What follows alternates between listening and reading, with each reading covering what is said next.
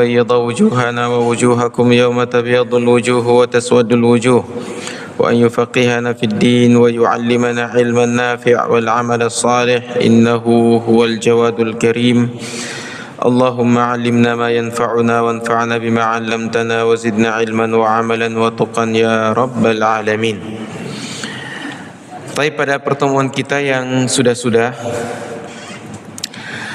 kita telah mengambil prinsip-prinsip pokok dalam berakidah, prinsip pokok kita dalam bertauhid, dalam berkeyakinan.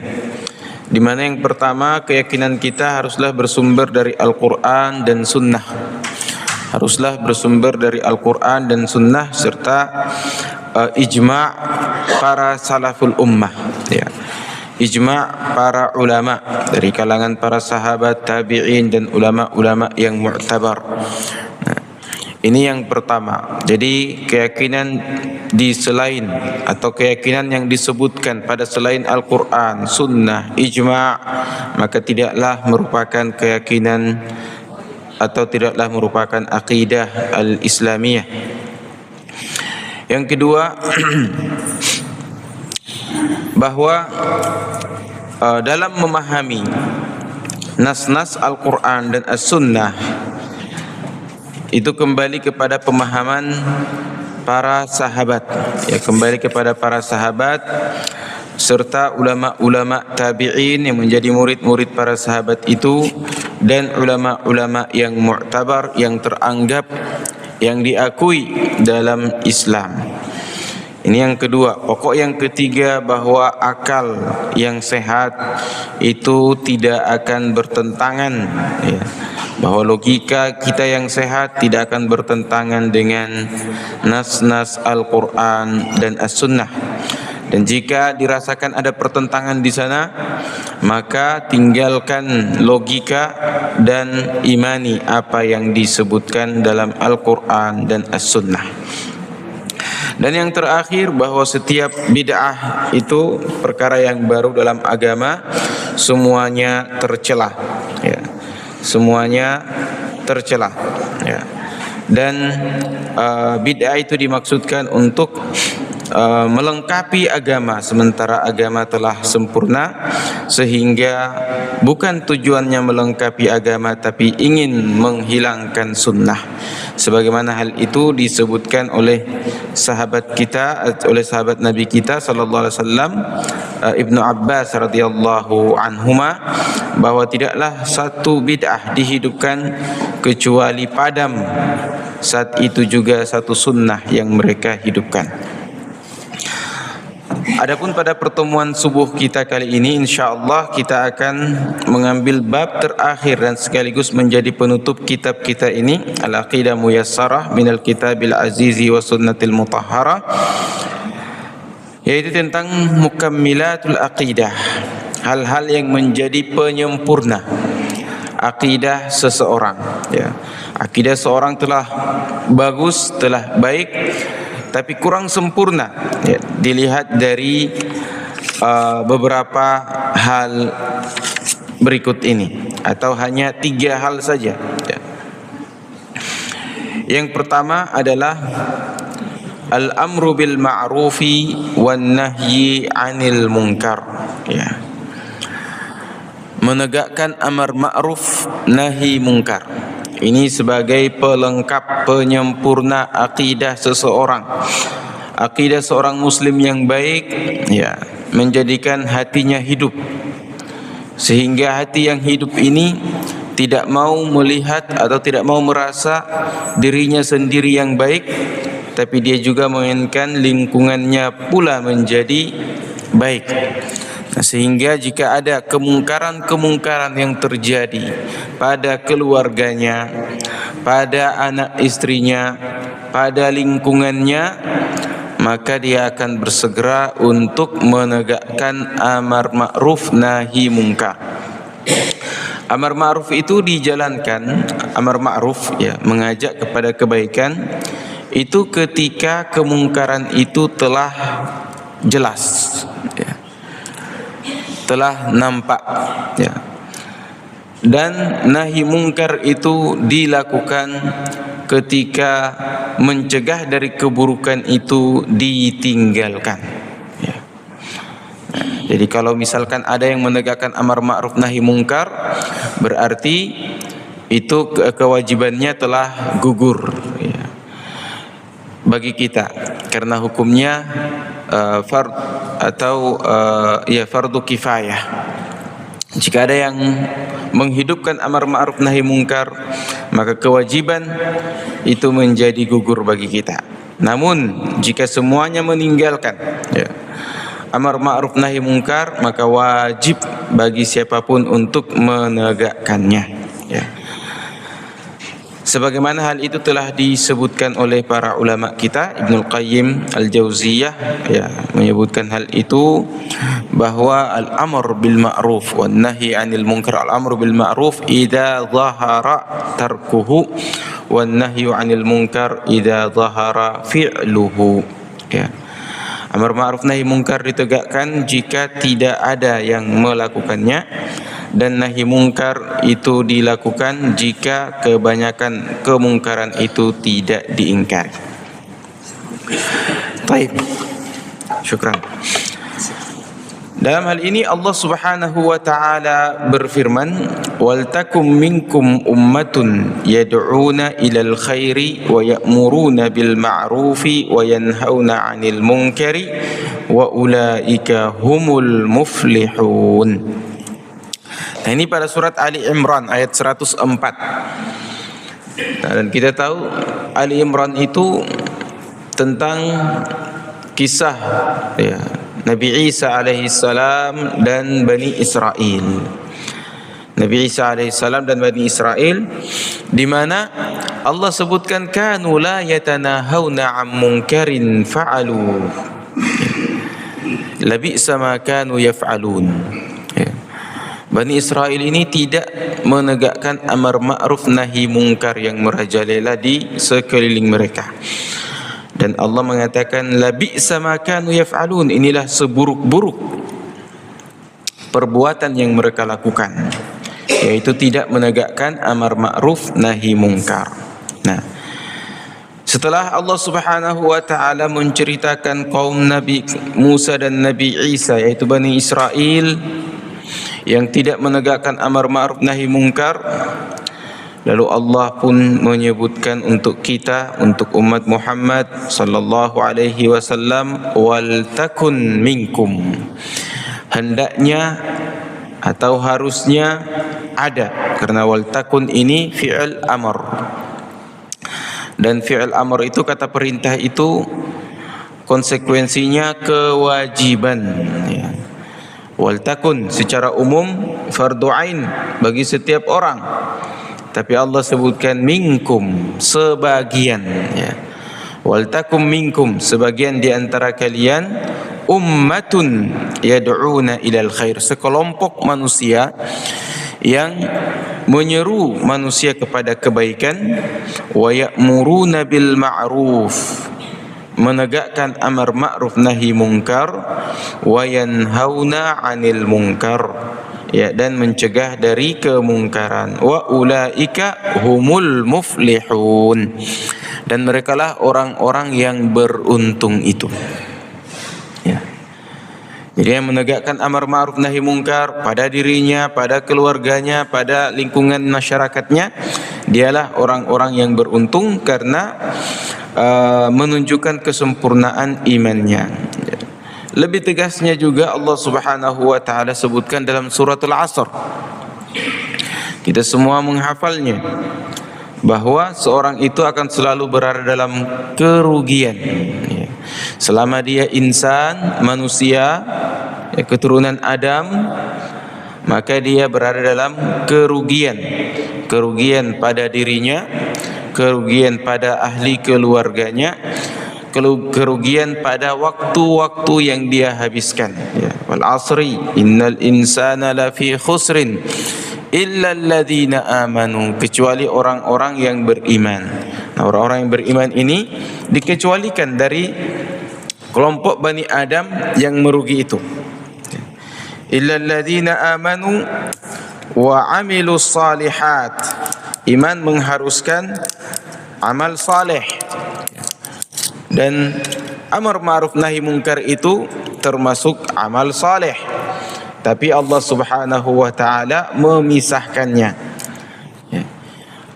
Illal ladzina amanu wa 'amilus shalihat wa tawasaw bil haqqi wa tawasaw bis sabri. Saling memberi wasiat dalam kebaikan dan saling memberi wasiat untuk meninggalkan keburukan atau dalam kesabaran.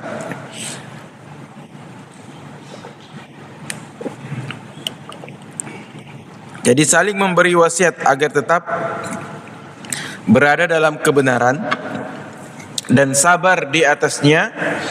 Inilah amar ma'ruf nahi munkar. Inilah amar ma'ruf nahi munkar yang mengeluarkan kita dari kerugian, ya. Karena Nabi SAW menyebutkan satu hadis bahwa tegakkanlah di sekeliling kalian amar ma'ruf nahi munkar. Kalau tidak Allah Subhanahu wa taala an ya'ummakumullahu biiqabih. Allah Subhanahu wa taala akan menurunkan hukuman yang menyeluruh bagi kalian semuanya. Salah seorang istrinya bertanya kepada Nabi sallallahu alaihi wasallam, "Ya Rasulullah, anuhlaku wa fina salihun?" Apakah kami akan dibinasakan? Padahal di tengah-tengah kami ada orang-orang yang saleh, ada orang-orang yang akidahnya bagus, selamat, yang solatnya juga bagus, ibadahnya bagus, tapi tidak menegakkan amar ma'ruf nahi munkar. Jika datang azab Allah, mereka juga ikut diazab. Kata Nabi, "Na'am, iya." Syaratnya, "Na'am idza kathural khabath." Iya, benar, semuanya akan dibinasakan kalau banyak terjadi penyimpangan di tengah-tengah mereka sementara tidak adanya nahi mungkar. Nah, ini penting nih. Jadi amar ma'ruf nahi mungkar itu penting bagi pribadi masing-masing, bagi keluarga kita dan masyarakat atau lingkungan masyarakat kita. Ini yang pertama. Yang kedua, al-hirsu 'alal wihdati wa tilaf. Di antara kesempurnaan iman seseorang itu adalah selalu menjaga persatuan. Menjaga persatuan. Al-arwahu junudun mujannadah. Ruh-ruh itu bagaikan satu kesatuan, satu pasukan yang bersatu, yang solid. Fama ta'alafa minha taraf wa ma tanakara minha ikhtalaf. Ruh-ruh yang saling kenal mengenal itu akan saling bersatu, dan ruh-ruh yang tidak saling kenal mengenal itu akan selalu berikhtilaf, berpecah belah. Sehingga menjaga persatuan dan kesatuan, wa nabdil firqati wal ikhtilaf, dan meninggalkan perpecahan dan perseteruan, wal muhafazati 'alal jam'i wal jama' 'alal juma'i wal jama'at, dan selalu menjaga solat-solat Jumat dan solat-solat jamaah. Solat-solat Jumat ini bukan saja diartikan solat Jumat, tapi solat Jumat, solat Id, solat istisqa, solat istighatsah. Ini semua dikategorikan sebagai solat-solat Jumat yang padanya disebutkan pada selain solat Jumat, as-salatu jami'atun. Maka semuanya berkumpul. Di zaman Nabi seperti itu. Jika ada satu perkara yang besar, yang heboh, yang ingin Nabi sampaikan kepada kaum muslimin, maka beliau perintahkan Bilal. Lalu Bilal pun naik ke atas menara dan menyerukan, as-salatu jami'atun. maka dilakukanlah solat jamaah sebelum atau selain pada solat Jumat. Adapun solat Jumat tidak ada sunnah untuk mengatakan as-salatu jami'atun. Begitu juga pada solat 5 waktu. Nah, dan solat jamaah di masjid-masjid Allah Subhanahu wa taala, di belakang imam yang telah diangkat, ya. Bukan kita salatnya ikut suka-suka, ya, saya suka dengan imam ini. Ada masjid di dekat rumahnya tapi dia pergi salat di masjid yang jauh, alasannya suka dengan imam sana. Ya, ini menyelisihi sunnah, ya. Ini menyelisihi sunnah. Kecuali yang dihadiri itu salat Jumat dan tidak ditegakkan salat Jumat di masjid dekat rumahnya, maka ini diperbolehkan, ya. Bani Salamah itu penduduk masjid Qiblatain, ya. Bani Salamah ini mereka minta kepada Nabi sallallahu alaihi wasallam untuk dipindahkan lokasinya dekat dengan Masjid Nabawi, karena mereka untuk melakukan salat Jumat dan jamaah dan salat 5 waktu itu ke Masjid Nabawi. Lalu Nabi mengatakan buyutukum tuktabu atharukum, ya. Salatlah kalian di komplek kalian sendiri, ya. Dan jangan minta pindah ke sini, karena semakin jauh jarak rumah kalian dari masjid, maka perjalanan dari rumah ke masjid itu ditulis pahalanya, dan itu semakin banyak. Semakin jauh rumah, semakin banyak pahalanya. Maka mereka pun meminta kepada Nabi sallallahu alaihi wasallam untuk ditunjuk salah seorang imam untuk mereka buatkan masjid. Ya, ternyata Nabi tunjuk yang paling banyak hafalan Qur'annya, dan ditunjuk adalah seorang anak kecil yang bernama Umar ibn Abi Salamah, ya. Masih kecil, ya. Dia ditunjuk oleh Nabi sallallahu alaihi wasallam untuk menjadi imam karena banyak hafalannya. Taib, apa dalilnya bahwa kita mesti bersatu? Kita tidak boleh berpecah. Dan kesempurnaan iman itu adalah selalu menjaga persatuan. Ya, Allah Subhanahu wa taala berfirman, wa'tasimu bihablillahi jami'an wa la tafarraqu. Ya, berpegang teguhlah kalian semua dengan tali. Ya, tali di sini diartikan agama Allah Subhanahu wa taala. Wala tafarraqu. Dan janganlah kalian bercerai-berai, berpecah belah, ya, pecah hati, ya. Wadhkuru ni'matallahi 'alaikum id kuntum a'daan fa'alafa baina qulubikum, ya. Dan ingatlah nikmat karunia Allah Subhanahu wa taala kepada kalian. Nah, ini kalau kita baca Ayyam al-Arab, cerita-cerita dahulu di masa jahiliyah sebelum datangnya Islam, dan para sahabat serta kaum muslimin di zaman Nabi sallallahu alaihi wasallam itu melihat Islam sebagai satu anugerah terbesar yang bisa menyatukan mereka. Karena mereka ini ya hidupnya nomaden, berpindah, ya, berdasarkan curah hujan dan kesuburan tanah. Kemudian mereka ini saling perang. Ya. Ada bulan-bulan Hijriyah yang kita kenal, itu bulan-bulan perang. Hanya 4 bulan saja yang tidak boleh berperang padanya. Ya. Mulai Syawal, Dzulqa'dah, Dzulhijjah, ini tidak boleh. Dzulhijjah, Dzulqa'dah, Dzulhijjah, Muharram, tidak boleh berperang padanya ini. Dan ditambah lagi Rajab. Nah, kalau Rajab ini dari dulu, ya, Rajab Mudhar, ya. Itu kaum Arab yang dari Mudhar, ya, Mudhar itu biasanya yang menempati apa dibilang Najd, ya. Najd itu di bagian Riyadh, ya. Mereka mengagungkan ya, bulan Rajab, dan itu ketika datang Islam ya semuanya diakomodir ya. Semua yang diagungkan bangsa Arab yang baik-baik, yang padanya tidak boleh berperang, nah, itu diakomodir. Allah Subhanahu wa taala berfirman, inna iddatash syuhuri indallah 12 syahran fi kitabillah yauma khalaqas samawati wal ard minha arba'atun hurum ya.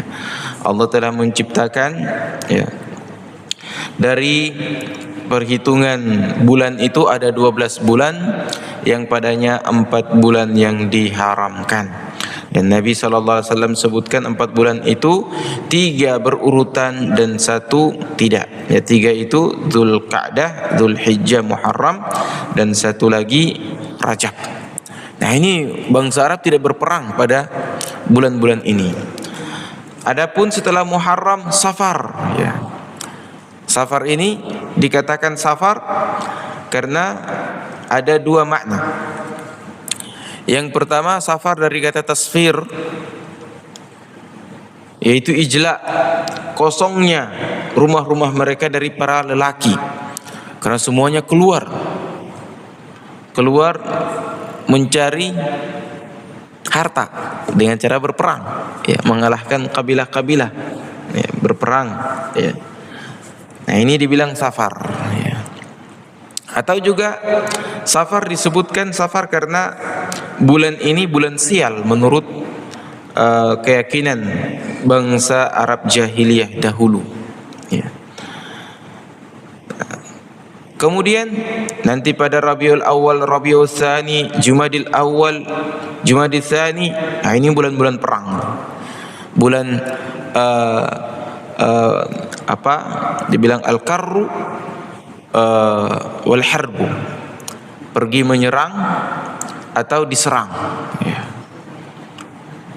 Nanti setelahnya Rajab ada Sya'ban ya. Nah, Sya'ban ini sudah kembali ke rumah masing-masing, kembali ke kabilah masing-masing. Baru setelahnya Ramadan, karena ada sangat panas terik, jadi tidak memungkinkan untuk pergi keluar ya. Saking panasnya ya tinggal saja di rumah ya. Setelahnya Syawal ya. Syawal ya, baru masuk lagi bulan Muharram ya. Jadi itu kebiasaan mereka, dan kebiasaan untuk berbangga-bangga dengan kabilah, berbangga-bangga dengan nasab ya, berbangga-bangga dengan hasab ya, apa yang telah dilakukan oleh orang tuanya ya. Ini menjadi warisan. Kemudian semua itu diganti oleh Allah Subhanahu wa taala dengan Islam yang menyatukan mereka semuanya. Sehingga Abu Dzar Al-Ghifari ya bisa bersama-sama dengan Bilal ibn Rabah ya. Dan ketika Abu Dzar Al-Ghifari mengatakan kepada Bilal, innaka wa anta ya ibn Sauda tahjuruni ya. Dan engkau juga wahai seorang yang berkulit hitam dari wanita yang hitam juga mengkritik saya ya. Abu Dzar Al-Ghifari dari Bani Ghifar yang selalu mengirim ya kacang-kacangan, buah-buahan ke Makkah ya. Dan mereka sumber produksi kacang-kacangan ya. Itu mengatakan perkataan yang tadi kepada Bilal ibn Rabah, dan Bilal mengatakan la ahjuwannaka indan Nabi sallallahu alaihi wasallam, saya akan melaporkanmu kepada Nabi. Maka Nabi mengatakan, ya Abu Dzar ya. Padahal kalau kita dengar kisah Abu Dzar ini, Masya Allah ya, orang yang cerdas, datang ke Mekah selama 21 hari, makannya hanya air Zam-Zam, hanya untuk mencari tahu ada seorang yang mengatakan dirinya Nabi. Mencari-cari sampai ketemu dengan Nabi ya. Kemudian setelah masuk Islam, dia mengumumkan Islamnya di depan Ka'bah, dipukul berdarah-darah sampai pingsan-pingsan, ya. Lalu kemudian datang Abu Bakar dan mengatakan, tinggalkan dia ini dari Bani Ghifar. Kalau Bani Ghifar tahu dan mereka mengembargo kalian, kelaparan, mati kelaparan kalian.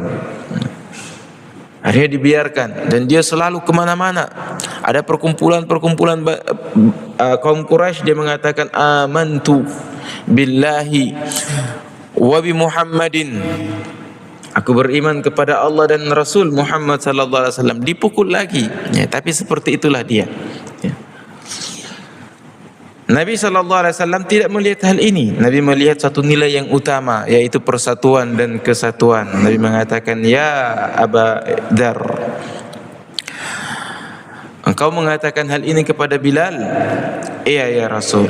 Lalu Nabi mengatakan, inna fika jahiliyah. Ya, sungguhnya masih tersisa dari dirimu ini, ya, perkara-perkara jahiliyah. Hanya sekedar mengatakan Ibnu Sauda, ya, seorang anak dari wanita yang hitam. Ini perbuatan jahiliyah yang bisa memecah hati, ya, membuat orang bertengkar, ya. Apakah engkau menghina ibunya? Iya. Oh, engkau masih ada jahiliyah, perkara-perkara jahiliyah. Lalu apa yang dilakukan oleh Abu Dzar juga perlu, Masya Allah, kita renungi. Abu Dzar menangis dan mengatakan, ya Rasulullah, saya berjanji saya tidak akan mengangkat kepalaku ini sampai Bilal menginjakkan kakinya di pipiku ini. Dan dia katakan itu kepada Bilal. Dia meletakkan kepalanya, pipinya di atas tanah dan mengatakan, ya Bilal, injak wajahku ini. Ya. Tidak ada nilai bagi Abu Dzar kalau masih ada jahiliyah dalam dirinya. Ya. Maka Bilal pun memeluknya dan mereka berdua menangis sejadi-jadinya. Ya, ini persatuan, ini kesempurnaan iman, ukhuwah Islamiyah di atas segala-galanya. Taib. Id kuntum a'daan, dikala kalian semuanya bermusuh-musuhan, fa'allafa baina qulubikum, maka Allah Subhanahu wa taala menyatukan hati-hati kalian dengan hadirnya Muhammad ke tengah kalian atau Islam yang dibawanya. Fa asbahtum bi ni'matihi ikhwana, sehingga kalian pun menjadi ikhwan, saudara, dipersaudarakan, saudara se-Islam, saudara seagama, ya. Sehingga siapapun dia, selama dia mengatakan asyhadu an la ilaha illallah, saudaraku, ya. Ketika dia datang di rumahku sebagai tamu, ya, dia berhak langsung mengambil makanan di dapur selama 3 hari, ya. Itu diberi izin. Di atas 3 hari bebas, rumahku rumahmu. Masya Allah, ya. Fasbahtum bi ni'matihi ikhwana wa kuntum ala syafa hufratin minan nar fa anqadhakum minha. Dan dahulu kalian itu berada di tepi jurang neraka, lalu Allah Subhanahu wa taala selamatkan kalian darinya dengan agama Islam ini. Kadzalika yubayyinullahu lakum ayatihi la'allakum tahtadun. Dan seperti itulah Allah Subhanahu wa taala menjelaskan kepada kalian karunia-karunia-Nya agar kalian diberi petunjuk, ya. Lalu Allah melanjutkan, wala takunu kalladzina tafarraqu wakhtalafu min ba'di ma ja'atuhumul bayyinat wa ulaika lahum 'adzabun 'adzim. Dan janganlah kalian seperti orang-orang yang tetap berselisih, berpecah hati, ya, berikhtilaf setelah datang keterangan dari Allah Subhanahu wa taala. Yang dimaksudkan di sini kaum Bani Israel. Allah Subhanahu wa taala sebutkan lebih jelasnya pada surat Al-Bayyinah. Kita hafal semuanya Al-Bayyinah. Lam yakunil ladzina kafaru min ahlil kitabi wal musyrikina munfakkina hatta ta'tiyahumul bayyinah. Orang-orang Bani Israel, bangsa Arab, ya, musyrikin, itu satu dalam akidahnya, satu dalam keyakinannya.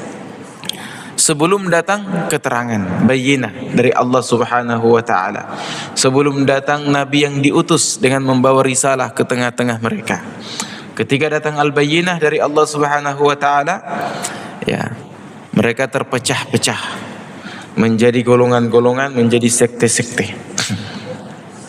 Ulaika lahum adzabun azim, dan siapa yang tetap berselisih, berpecah hati setelah datangnya keterangan dari Allah Subhanahu wa taala, maka bagi mereka adzabun azim, azab, siksa yang pedih, yang besar. Wa qala, dan Allah juga berfirman, an aqimud din wa la tatafarraqu fi, tegakkanlah agama itu dan janganlah kalian bercerai-berai padanya. Agama Islam yang menyatukan kita. Dan Nabi kita sallallahu alaihi wasallam telah bersabda, al-mu'minu lil mu'mini kal bunyani yashuddu ba'duhu ba'dan. Persaudaraan antara seorang muslim, seorang mukmin dengan mukmin lainnya itu bagaikan satu bangunan yang saling menguatkan, saling mengokohkan, ya. Itu permisalan Nabi sallallahu alaihi wasallam yang disebutkan oleh para ulama. Tidak ada permisalan pada satu kesatuan, satu kekuatan dan satu unsur yang mengokohkan kita selain, ya, al-bunyan, satu bangunan yang kokoh, satu bangunan yang kuat, yang bisa mencakar langit, yang bisa tahan gempa, ya, yang kokoh, ya, tidak goyah oleh angin, ya. Nah, sehingga perhatian terhadap persatuan ini menunjukkan kesempurnaan iman. Dan yang terakhir, makarimul akhlak, kesempurnaan, kemuliaan akhlak, ketinggian akhlak. Ya, kita semua akhlak-akhlak kita ini terbias dari akhlak Nabi kita sallallahu alaihi wasallam. Ya. Jadi ada yang dibagi-bagi akhlaknya. Ya, meskipun kita tidak seperti beliau, karena Allah telah mentazkiyah, ya, Nabi kita sallallahu alaihi wasallam, wa innaka la'ala khuluqin azim. Sungguhnya engkau ya Muhammad itu berada dalam akhlak yang terpuji. Kalau sabarnya beliau saja sallallahu alaihi wasallam oleh Allah disebutkan sabran jamila, ya, sabran jamil, ya. Sabar itu jamil, indah. Tapi oleh kesabarannya Nabi itu lebih indah lagi. Misalkan, ya, di Madinah itu ada komunitas Yahudi. Bahkan beliau penduduk awal, mereka penduduk awal kota Madinah. Ketika Nabi SAW berjalan-jalan keliling kota Madinah dengan istrinya Aisyah radhiyallahu anha, berpapasan dengan sekelompok orang Yahudi, ya. Orang Yahudi ini berkata kepada Nabi kita sallallahu alaihi wasallam, assalamu alaik. Ya, tidak mengatakan assalamu alaika, tapi assalamu alaik. Lalu Nabi cukup menjawab wa alaika, ya. Tapi Aisyah tidak sabar, marah istrinya ini, ya, cemburu. Masa suaminya didoakan keburukan, assam alaik artinya kematian atasmu, kebinasaan atasmu, kehancuran atasmu. Maka Aisyah menjawab, wa alaikumussalam wal la'nah, ya. Pada kalian juga kehancuran, kebinasaan dan laknat Allah, ya. Lalu Nabi kemudian merangkul tangan istrinya dan mengatakan, isbir ya Aisyah, isbir ya. Sabar, sabar, sabar, sabar. Ini sabrun jamil, ya. Sabrun jamil. Kalau kita mungkin merasa tidak cukup dengan jawaban itu, ya. Ketika ada yang mengatakan matilah kamu, lalu cukup kita menjawab kamu juga. Ya. Harus dijawab lebih dari itu. Ya. Bila perlu pakai lugatul jasad, ya, pakai tangan dan seterusnya. Tapi itu bukan kesabaran, ya. Ternyata Nabi kita melanjutkan perkataannya kepada Aisyah radhiyallahu anha, doa mereka untuk kita itu tidak dikabulkan, tapi doa kita untuk mereka dikabulkan. Jadi doa mereka untuk kita tidak dikabulkan Allah, tapi doa kita untuk mereka itu dikabulkan. Jadi ketika mereka mengatakan kepada Nabi kita sallallahu alaihi wasallam, assalamu alayka, kematian bagimu, Nabi cukup menjawab wa alayka, bahwa kematian itu untuk kamu, bukan untuk saya. Nah, ini kesempurnaan akhlak itu menunjukkan kesempurnaan akidah seseorang. Dan akhlak juga ada pada mahasinul a'mal, kebagusan kita dalam beramal. Karena para ulama mengatakan bahwasanya akhlak itu ada dua. Akhlak kita kepada Allah Subhanahu wa taala. Jadi akidah itulah akhlak. Akhlak kita kepada Allah Subhanahu wa taala, kepada Rasulnya, kepada agamanya, itu akhlak kita. Tapi dalam mengimplementasikan akidah ini dalam ibadah, ya ini juga membutuhkan akhlak. Sehingga setiap ada ibadah yang Allah Subhanahu wa taala syariatkan, di sana dibungkus dengan akhlak-akhlak Islami. Puasa sabar, ya. Menjaga lisan, pandangan, ya. Agar ibadah kita itu sempurna. Salat yang kita lakukan misalkan dibungkus dengan akhlak. Datang ke masjid dengan tenang, tidak terburu-buru, ya. Jika sudah qamat, ya tetap saja tenang jalan, ya. Apa yang kamu temukan dari salat, sisa waktunya itu yang ditegakkan, ya. Tapi jangan terburu-buru, itu adab, itu akhlak, ya. Dan yang paling utama dari akhlak-akhlak yang utama yang Allah Subhanahu wa taala sebutkan dalam Al-Qur'annya dan Nabi sallallahu alaihi wasallam tunjukkan dalam perbuatannya serta hadis-hadis beliau, sabar. Ya, pertama kesabaran. Ya, sabar ini seperti kata Ibnu Mas'ud radhiyallahu an, bahwa sabar itu nisfuddin, setengah agama. Bal ad-dinu kullu, agama semuanya itu dibangun di atas kesabaran, akhlak sabar. Yang kedua al-karam, murah hati, pemurah.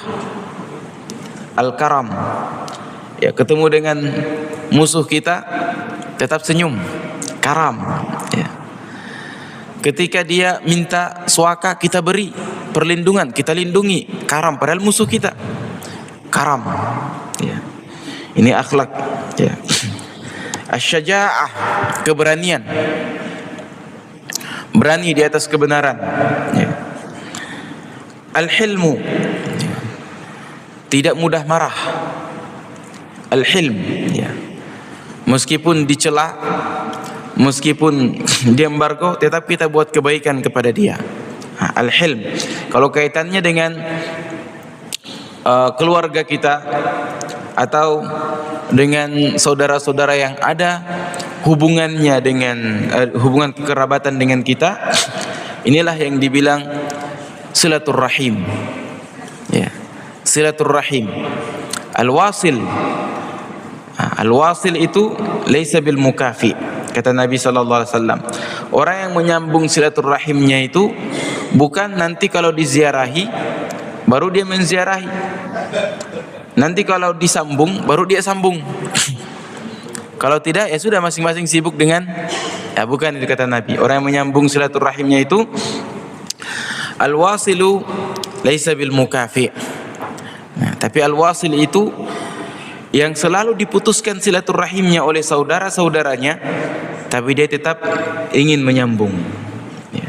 Ini akhlak karam yang terpuji. Wat tawadu, dan bersifat tawadu, merendahkan diri. Tawadu ini kan lahir dari apa ya? Tuntunan dalam diri kita sendiri, sebagaimana disebutkan oleh para salaf, para ulama-ulama terdahulu. Orang itu akan hadir ketawaduan dalam hatinya ketika dia melihat ke dalam dirinya la syai', tidak ada pahala yang banyak yang dia punya. Ya, jadi dia ketika melihat orang yang lebih tua dari dia akan mengatakan ke dalam hatinya bahwa lelaki ini atau ibu ini telah banyak pahalanya, banyak ibadahnya mengalahkan saya. Dia lebih dahulu beribadah daripada saya. Dia lebih dahulu mengenal Allah daripada saya. Dia lebih dahulu memperbaiki akhlaknya daripada saya. Ya. Ketika melihat anak kecil atau yang lebih muda dari kita, kebalikannya, bahwa anak ini sangat sedikit dosanya dibandingkan saya. Dia ini belum melakukan dosa ini dan dosa itu, tapi kalau saya sudah melakukan dosa ini dan dosa itu. Nah, sehingga tidak ada kesan dalam diri kita bahwa saya lebih. Yang ada adalah pandangan tawadhu kita, bahwa dia ini lebih unggul dari saya, atau saya lebih banyak dosa daripada dia. Ini tawadhu. Wa tarkul addad, dan meninggalkan perselisihan apapun itu. Ya, bahkan dalam berdebat, ketika lawan kita itu inginnya menang-menangan, tinggalkan. Ya. Nabi mengatakan, ana dhaminun bi baitin fi rabadil jannah liman tarakal mira wa in kana muhiqqan. Aku jamin satu mahligai rumah di pelataran surga bagi siapa yang meninggalkan berdebat kusir meskipun dia benar. Kalau saya debati kalah dia ini, atau saya benar dia yang salah, tapi karena dianya menang-menangan, ya, bukan mencari kebenaran, ya, akhirnya tinggalkan debat kusir. Dan wa bi baitin fi a'lal jannah liman hassana khuluqahu. Dan Nabi menjamin rumah bagi orang yang baik atau memperbagus akhlaknya, itu di atas atau di surga tertinggi. Wa birrul walidain, berbuat baik kepada orang tua. Nah, ini birrul walidain, di antara akhlak-akhlak yang paling terpuji. Ya, disebutkan satu orang ibu bisa mengurus 10 orang anaknya, namun 10 orang anaknya tidak bisa mengurus satu orang ibunya. Begitu juga untuk orang bapak-bapak kita, ya. Seperti itu. Dan kalau kita sudah sampai pada usia 60 tahun, ya, kita sangat merindukan hal ini. Kita sangat merindukan dihormati oleh anak-anak kita. Wasilatul rahim wa husnil jiwar. Ya. Selain silaturahim, juga husnil jiwar, berbuat baik kepada tetangga atau menjadi tetangga yang baik. Menjadi tetangga yang baik. Dan tetangga ini, kata Nabi sallallahu alaihi wasallam, la zala Jibrilu yusini bil jar hatta dhanantu annahu sayuwarrithu. Jibril selalu datang dan mewasiatkan, berbuat baiklah kepada tetanggamu, ingat hak-hak tetanggamu. Sampai-sampai Nabi mengira jangan-jangan nanti Jibril datang dan mengatakan, hartamu itu ada bagian tetanggamu. Saking besarnya itu hak tetangga kita. Jadi mereka tidak boleh diganggu. Sesama tetangga tidak boleh saling mengganggu. Dan tetangga itu seperti kata Ali bin Abi Thalib dan Aisyah radhiyallahu anha, 40 rumah dari depan, 40 rumah ke belakang, 40 rumah ke kanan dan ke kiri. Itu semuanya tetangga. Jadi hitung 40 rumah, saya tidak boleh mengganggu mereka ini.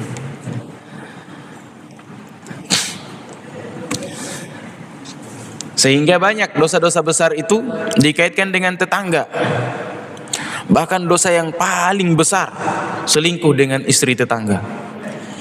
Itu dosa paling besar, akbarul kabair.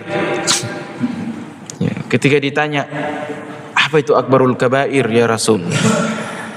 Nabi mengatakan asyirku billah, syirik kepada Allah. Yang kedua, uququl walidain, durhaka kepada orang tua. Dan yang ketiga, antuzani khalilata jarik, berzina dengan istri tetanggamu. Ya. Dosa besar. Nah, di antara makarimul akhlak itu menundukkan pandangan. Ya, menundukkan pandangan. Ya. Baik. Di antaranya juga wal ihsan ilal yatama, berbuat baik kepada anak-anak yatim, wal masakin wabnis sabil, orang-orang miskin dan ibnu sabil, orang yang kehabisan bekal dalam perjalanan safarnya, atau orang yang bertanya tentang alamat. Ini ibnu sabil, bagaimana kita melayaninya? Ya. Kalau kita melayaninya dengan kasar, ya, tanya kepada kesempurnaan akhlak kita. Sudah sempurna akhlak saya ataukah belum? Ya. Apalagi sebelum menjawab menakut-nakuti terlebih dahulu. Ya. Orang bertanya alamat, ya. Menakut-nakuti dahulu. Kenapa kamu lewat sini? Mau kemana kamu? Nah, ini menunjukkan akhlak yang tidak baik. Demikian yang bisa kita sampaikan di pagi hari ini.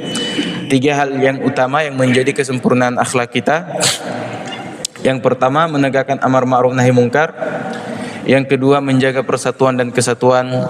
Dan yang ketiga, selalu memperindah akhlak-akhlak kita. Demikian, jika ada pertanyaan, satu saja. Tidak ada majelis pojok. Ya, ya, silakan. Waalaikumsalam warahmatullahi wabarakatuh. Ada dua yang saya pikir, mana ya? Yang pertama mengenai kisah hukum tadi, Quran, hadis, Ya. dan kias. Qiyas tidak. Karena kias dan kias sama-sama. Cuma di beberapa orang, salah satu orang referensi lain, sama aja doktrin. Ya. Kias dan Qiyas itu, ya, saya langsung jawab pertanyaan kedua dulu. Saya tertarik tadi dengan berbeda persatuan untuk melihat. Saya agak sedih juga mendengar itu setelah mendengar Rasulullah itu.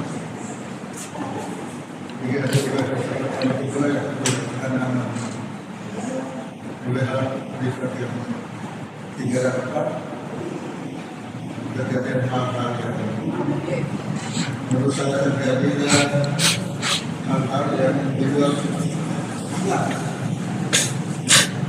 sehingga terjadilah katakan perselisihan.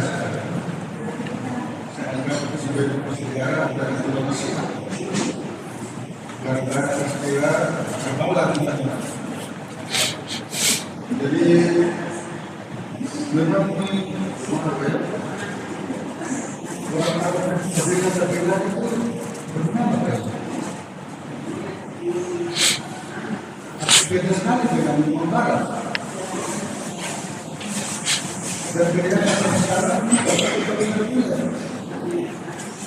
menghadapi Israel saja kita maksudnya mau apa? Ini ada dulu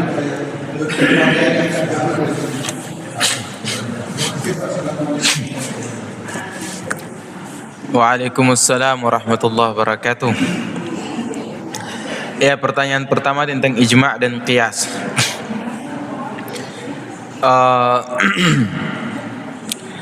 Ijma' itu lebih kepada ijtihad yang bersifat kolektif.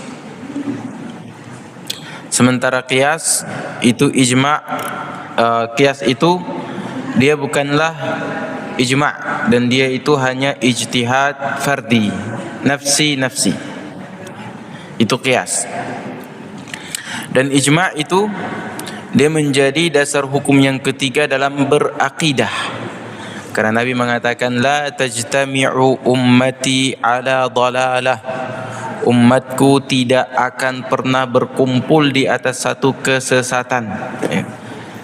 Dan Nabi SAW ketika mengutus Mu'adz bin Jabal ke Yaman, Nabi bertanya, kalau ada permasalahan-permasalahan di sana, bagaimana engkau putuskan?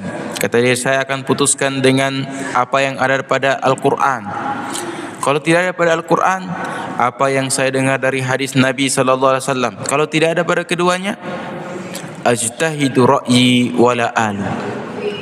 Nah, itu kata Mu'adz bin Jabal, saya akan menggunakan ijtihad, qiyas, ijtihad masing-masing.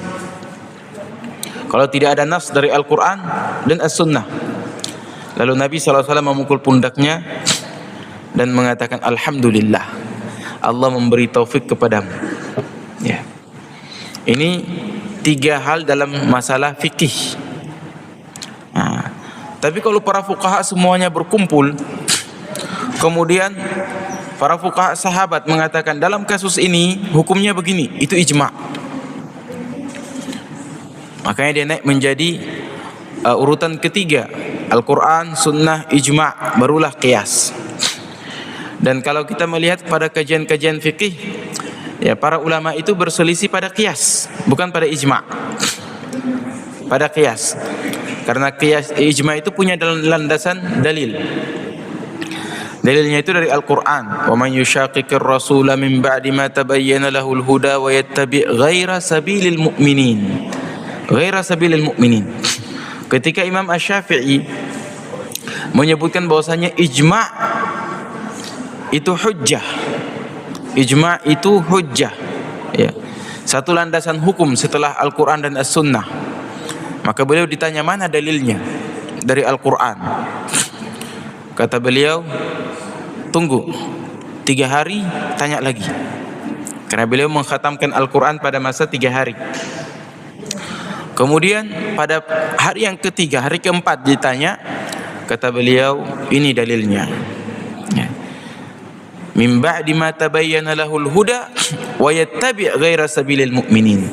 Siapa yang mau berselisih lagi, mencari pandangan yang lain setelah jelas Al-Quran dan As-Sunnah serta ijma', serta mengikuti serta kesepakatan kaum muslimin. Nah, wa yattabi' ghaira sabilil mu'minin, tapi dia tetap mau mengikuti pendapat yang lain, nuwallihi ma tawalla wa nuslihi jahannama wa sa'at masira. Maka dia dibiarkan untuk berada dalam kesesatannya sampai masuk neraka nanti. Nah, itu ijma'. Dalam akidah juga demikian.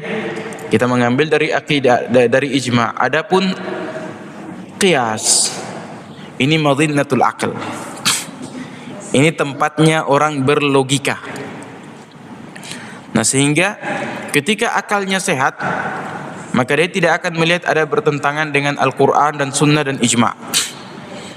Tapi kalau akalnya dirasuki syubhat-syubhat, dia akan melihat ada pertentangan. Nah, Ahlu Sunnah mengatakan, jika kamu merasa ada pertentangan antara akalmu dengan nas-nas Al-Quran, As-Sunnah, maka tinggalkan akalmu itu. Akalmu itu terbatas. Al-Quran itu tidak terbatas jangkauannya. Nah, taib. Ini yang pertama. Yang kedua tentang perselisihan merupakan sunnatullah. Nabi sallallahu alaihi wasallam mengatakan, ya, "Alaikum bisunnati wa sunnatil khulafa'ir rasyidin al-mahdiyyin min ba'di. Tamassaku biha wa uddu 'alaiha bin nawajid." Pegang teguh sunnahku dan sunnah khulafa rasyidun. Khulafa rasyidun ahlu sunnah wal jamaah sepakat 4, ya. Abu Bakar, Umar, Utsman, Ali radhiyallahu anhu, dan Imam Syafi'i menambah 1 lagi menjadi 5, Umar ibn Abdul Aziz, ya.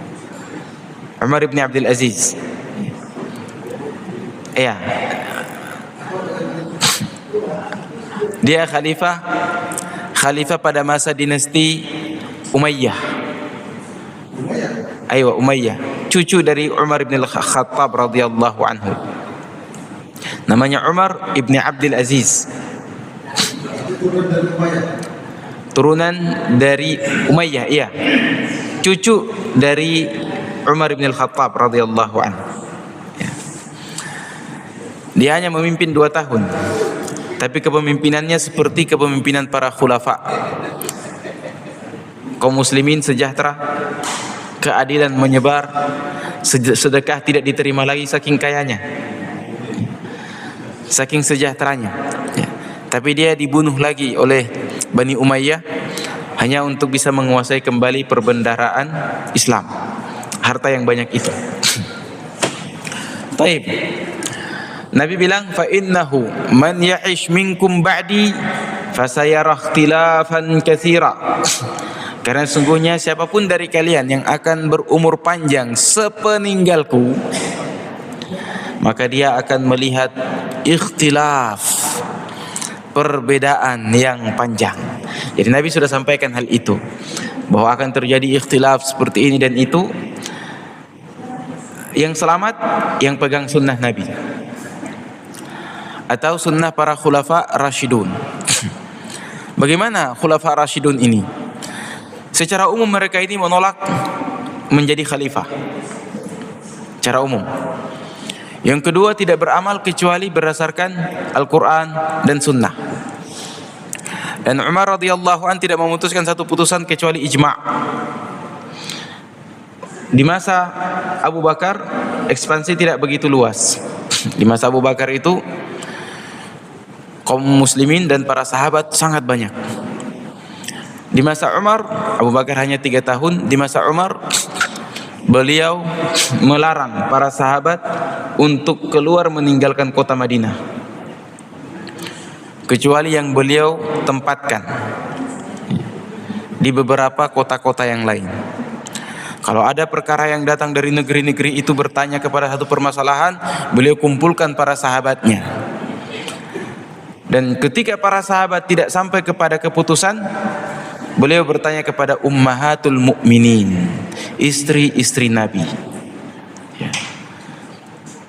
Baru beliau keluarkan itu hukum untuk kaum muslimin secara umum. Nah. Di masa Utsman berbeda, menyebar para sahabat kemana-mana. Nah. Begitu juga di masa Ali bin Abi Thalib, menyebar kemana-mana. Nah, penyebaran para sahabat dengan madhab-madhabnya, ya, ini menjadi keuntungan bagi kaum muslimin, tersebar Islam kemana-mana. Tapi juga faham-faham yang bersinggungan dengan Islam juga banyak, ya. Bahkan banyak yang mereka dusta atas nama para sahabat. Nabi tidak ajarkan demikian, para sahabat tidak ajarkan demikian, tapi kata mereka ini bersumber dari para sahabat. Dan di masa Umar, Imperium Persia, Imperium Romawi itu takluk hanya dalam masa 4 tahun. 4 tahun ketika kaum muslimin semuanya bersatu. Dan ini kan Barat itu tahu Islam yang mereka inginkan itu seperti apa, yang tidak bersatu itu, ya. Yang rapuh itu, yang porak-poranda itu. Karena kapan mereka menyatu, tidak ada satupun imperium di muka bumi ini yang bisa mengalahkan mereka. Ketika kaum muslimin berada di Thugur, di perbatasan Persia, Persia ini mengirim utusan ke Raja Cina, ke Kaisaran Cina, untuk mari sama-sama menghalau lajunya perkembangan atau pesatnya penyebaran Islam ini. Apa kata Cina? Kaisar Cina, kami tidak sanggup menghalangi mereka. Mereka itu kaum yang kalau datang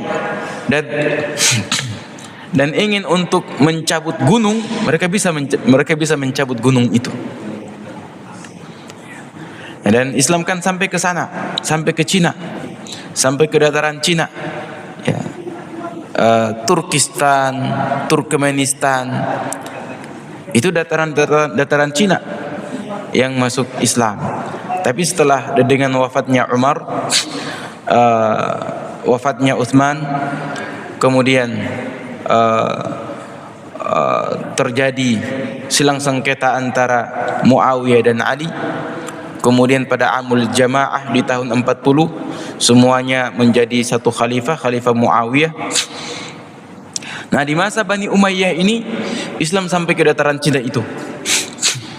Dan sampai di sana, namun setelah wafatnya Umar bin Abdul Aziz, karena Umar bin Abdul Aziz di masanya tidak menginginkan adanya ekspansi lagi, tapi yang dia inginkan penyebaran ilmu, penyebaran akidah. Ya. Hanya 2 tahun setelahnya, ya, Islam mengalami kemerosotan sampai sekarang. Ya. Dan khilafah itu dipergilirkan, kekhalifahan itu dipergilirkan dari satu bangsa ke bangsa yang lain. Ya. Sehingga tanah yang diperebutkan Palestina sekarang, yaitu yang dibebaskan, yang membebaskan bukan orang Arab lagi. Orang Arab hanya pada masa kekhalifahan Umayyah saja. Sisanya tidak ada lagi orang Arab. Semuanya bangsa Ajam. Ya, Abbasiyah sekalipun. Abbasiyah khalifahnya boleh Arab. Yang menjalankan pemerintahan Persia. Setelah Persia berkuasa beberapa lama diganti oleh Turki, ya, bukan Turki sekarang, ya, bukan Turki Utsmaniyah juga, tapi kabilah Turk. Ya, setelah kabilah Turk dia berpindah lagi kepada Mamalik, dan ini masih kabilah Turk. Nah, dari Mamalik muncul kerajaan Safawi, dihancurkan lagi, kemudian ke kabilah di Irak ini namanya Kurdi. Mereka punya negeri Kurdistan. Ya. Ya. Kabilah Kurdi. Ya. Kabilah Kurdi ini yang menurunkan Salahuddin Al-Ayyubi, ya. Az-Zanki, ya. Berberis, ini kan sudah masuk Turki lagi. Nah, nanti kemudian berpindah lagi ke dinasti Turki Utsmani, lalu kemudian dibubarkan oleh bangsa Eropa. Dan sekarang kaum muslimin tanpa kekhalifahan, dibikin tatanan negeri baru, tatanan negara-negara baru. Setiap negeri-negeri merdeka atau masih persemakmuran, ya, yang merdeka ini diwajibkan mengikuti metode apa itu yang kita pakai sekarang, demokrasi. Ya, demokrasi. Ya. Jadi ada yang pakai sosialisme, yang ikut kepada Rusia, monggo. Yang ikut kepada Cina, monggo, sosialisme komunisme. Ya, mau pakai demokrasi, ikut kepada Amerika, monggo gitu. Tapi tatanan dunia baru. Tidak boleh ada lagi persatuan dan kesatuan kaum muslimin dalam bentuk negara besar. Ya. Semua negara-negara ini dirongrong, dipantau terus. Indonesia juga, ya. Indonesia juga dipantau, ya. Jadi seperti itu, setiap ada pergerakan-pergerakan yang ingin menyatukan, ya, di Eropa dulu kan, tapi Islam seperti itu, masya Allah, Islam itu semakin ditekan, semakin menyebar. Di Eropa ketika setelah runtuhnya dua gedung besar, WTC dan Pentagon, itu buku yang laris bukan novel-novel tapi Al-Quran.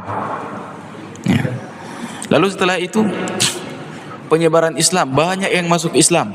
Nah sekarang juga dengan gerakan sumut mereka, banyak yang masuk Islam. Dunia mulai mengetahui tentang konflik yang sebenarnya terjadi di Timur Tengah. Dan kehancuran dinasti-dinasti terdahulu, mulai dari Fir'aun, ya, itu yang menghancurkannya orang dari dalam, bukan dari luar. Nabi Musa alaihissalam lahir dan besar di kerajaan Fir'aun. Nah kemudian menghancurkan kerajaan itu.